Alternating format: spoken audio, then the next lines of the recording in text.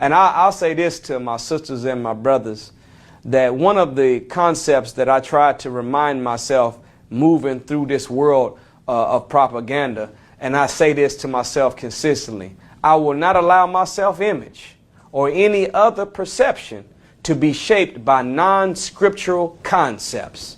That means that there's nothing that I could see, experience, or hear from anywhere else that I will allow to override what God himself has already said about who I am and what I can do and what I can have.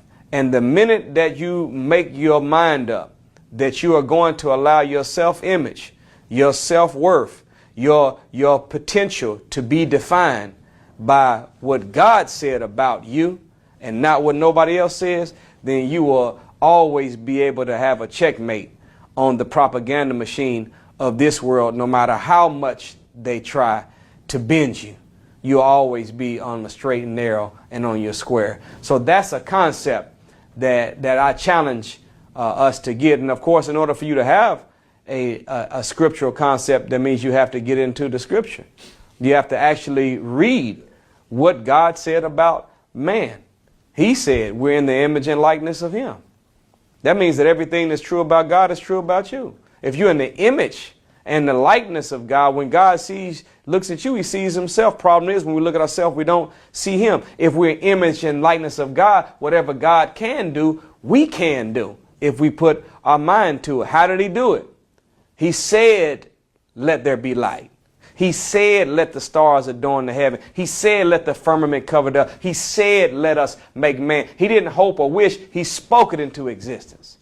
And he told us that in the book of James that the power of life is in and death is in the tongue. We have to use our mouths better instead of allowing someone else's mouth to affect us, whether it's social media, whether it's a commercial show program. No, look, your profession will produce your possession.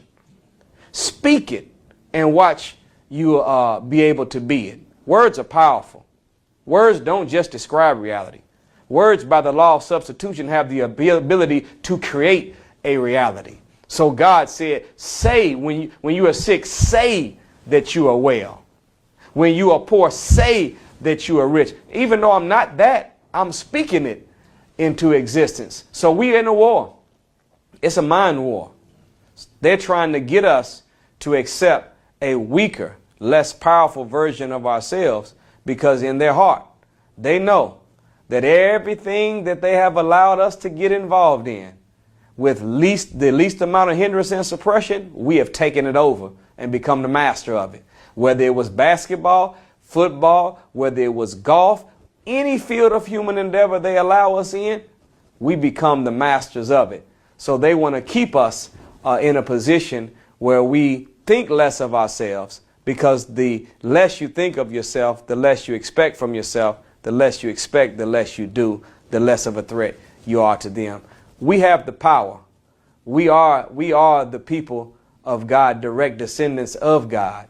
All 99 characteristics or attributes of Allah found in the Holy Quran are human characteristics inside of every black man and black woman. Everything you read about God is also true about you. We can make anything happen if we put our minds to it. They know that. And that's why they have what you would consider to be this conspiracy.